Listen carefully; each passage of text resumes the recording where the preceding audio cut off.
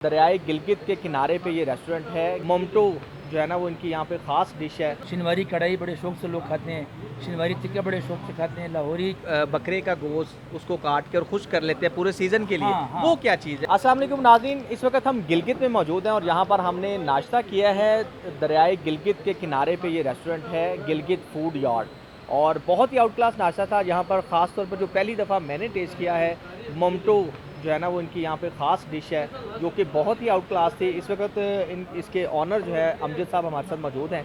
इनसे हम जानते हैं कि ये जो किनारे पे इन्होंने रेस्टोरेंट बनाया है बड़ा ख़तरनाक भी है, लेकिन किस तरह से ये इनका सिस्टम यहाँ पे चला रहे हैं और जो ख़ास तौर पे मोमटो बनाए हैं वो कैसी डिश है, कैसे बनाते हैं और उसको बनाने का तरीका क्या है।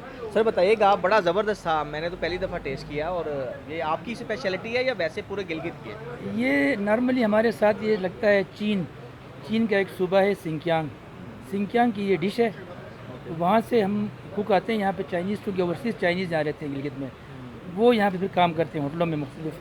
तो हमारे पास भी एक ओवरसीज़ चाइनीज़ है जो ये डिश बनाता है। तो ये डिश बेसिकली बनती है स्टीम पे, टोटली स्टीम पे बनती है। और इसमें यूज़ होता है कीमा, मैदा, काली मिर्च, ज़ीरा और प्याज। तो ये हमारे लोग बड़े शौक़ से खाते हैं। तो गिलगित में हमारी स्पेशलिटी ये है कि हमारे ममटू थोड़े साइज़ में बड़े होते हैं और बड़े उसमें जूसी होते हैं। तो जैसे आपने टेस्ट किया है, उसके साथ हमें चटनी जैसे लाजा कहते हैं वो हम खुद बनाते हैं, यहाँ पर हमारे कुक खुद बनाता है। वो लाजा भी आप लोगों ने टेस्ट किया, वो बड़ा टेस्टी है।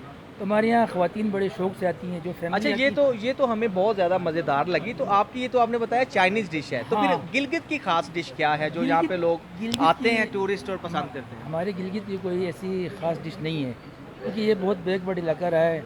यहाँ पे लोग अपनी सब्जियाँ उगाते थे खेतों में, वही खाते थे। तो अभी थोड़ी जितना एक्सेस हुआ है चाइना आगे पीछे, तो वहाँ की डिशेज़ यहाँ आ गई हैं। पाकिस्तान की डिशेज़ अब यहाँ पे हैं। शनिवारी कढ़ाई बड़े शौक से लोग खाते हैं, शनिवारी टिक्का बड़े शौक से खाते हैं, लाहौरी जो चिकन टिक्का है, ये मलाई बोटी है, वो बड़े शौक से खाते हैं लोग। अभी हमें शहबाज साहब बता रहे थे कि वो बकरे का गोश्त उसको काट के और खुश कर लेते हैं पूरे सीज़न के लिए। हाँ। वो क्या चीज़ है? वो कैसे करते हैं? वो चूँकि हमारे यहाँ पुराने वक्तों में गोश्त नहीं होता था, सर्दियाँ बहुत सख्त होती थी, तो सर्दियों में गोश्त नहीं मिलता था क्योंकि जानवर कमज़ोर होता था। तो लोग ये नवंबर के शुरू में या दिसंबर के शुरू में बकरे ज़बह करके उनको खुश करते थे गोश्त। वो बाहर ओपन एयर रखते थे, वो ठंड होती है, ठंड की वजह से खुश्क होता है। और जब खुश्क होता है फिर वो पूरी सर्दियाँ हम वो गोश्त खाते थे। उसको क्या कहते हैं, उस डिश को? उसको नसालो कहते हैं, नसालो उसका नाम है। वो अभी भी शायद बाज़ घरों में होगा इस वक्त भी, लेकिन अब चूँकि अवेलेबिलिटी हो गई है, अब बहुत कम लोग नसालो करते हैं। लेकिन साइडों पे गाँवों में तो लाजमी वहाँ तो करते ही हैं। इसका तरीका क्या है, कैसे ये तैयार करते इसको हैं? कोई तरीका नहीं है। जानवर ज़बह करते हैं, उसके छोटे छोटे पीस करते हैं, लटका देते हैं ऊपर हवा में, बाहर लटका देते तो हैं। ये ख़राब नहीं होता? नहीं, ख़राब नहीं होता, बिल्कुल ख़राब नहीं इसको होता। कोई मसाला लगाते हैं, कोई खास चीज़? कुछ भी नहीं लगाते हैं, ऐसे ही लटका देते हैं। वो सर्दी की वजह से खुश्क हो जाता है। और वो हमने सुना ये है कि वो सर्दी में वो गर्म होता है वो गोश्त, उससे गर्मी आपको सर्दी महसूस नहीं होती। ये उसकी अच्छा, ये होटल आपने दरिया के किनारे है, बड़ी मुश्किल से ये नीचे आपने जैसे पोल दे के इसको खड़ा किया हुआ है। ये दिखाएं ज़रा कैमरामैन भी कि बहुत ही स्पीड से पानी गुजर रहा है और मेरा ख्याल है कि इसको यहाँ पे कंट्रोल करना बड़ा मुश्किल है कि इतनी स्पीड से पानी है, ये किसी भी वक्त इसको बहा के ले जा सकता है। लेकिन बड़ा ज़बरदस्त आपने ये मैनेज किया। तो कभी ऐसा हुआ भी है कि इसको कोई ऐसा मसला हुआ हो, पानी तेज़ की या सैलाब या कोई ऐसा?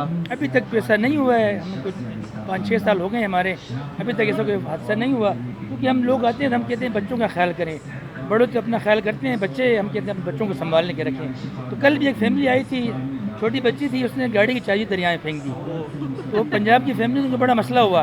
फिर वो कि शाम तक यहाँ बैठे रहे, फिर हमने कोई मिस्त्री मंगवाया, गाड़ी ठीक की, नया रिमोट बनवा के उनको दे दिया। अच्छा, यानी रिमोट का खर्चा बढ़ गया लेकिन उन्होंने व्यू एंजॉय किया। तो ये कैसे ख्याल कैसे आया ये बनाने का? ये मैं चूँकि एक NGO में काम करता था, खान रूरल सपोर्ट प्रोग्राम में, तो वहाँ पे हम एंटरप्रेन्योरशिप पे काम करते थे। हम लोगों को कहते थे आप रोज़गार अपना खुद करें, टूरिज़्म हमारे बड़ा पोटेंशियल है टूरिज़्म में, तो हम लोगों का आप टूरिज़्म की तरफ आ जाएँ। तो देखते देखते मैंने कहा हम लोगों को तो कहते हैं कि खुद स्टेप लेना चाहिए। फिर मैंने खुद ही स्टेप लिया। फिर मैंने दरिया किनारे, यहाँ कुछ भी नहीं था, ये पूरा इलाका वीरान था। यहाँ शुरू में मैंने रेस्टोरेंट बनाया छोटा सा, उस रेस्टोरेंट से हमने काम चलाया। अभी यहाँ पे 2 रेस्टोरेंट हैं मेरे, ये दूसरा बनाया है, एक फिर भी था। जी, thank you so much Amjad sahab, आपने टाइम दिया। यहाँ पर जी ये इनका वीरान इलाका था और दरिया के किनारे इसको बनाना ही ये सबसे बड़ी बात है, क्योंकि इसको यहाँ पे सपोर्ट देना क्योंकि पानी इतना तेज़ है कि किसी भी वक्त इसको बहा के ले जा सकता है। और कल जैसे इंसिडेंट हुआ कि एक फैमिली आई थी और बच्चों ने चाबियाँ फेंक दी, तो ये भी एक बड़े ऐसे इंसिडेंट हैं कि आपको मुश्किलात का भी सामना करना पड़ता है। व्यू तो बहुत कमाल है, मज़ेदार है, लेकिन एडवेंचर के लिए आपको कभी कभार नुकसान भी उठाना पड़ता है।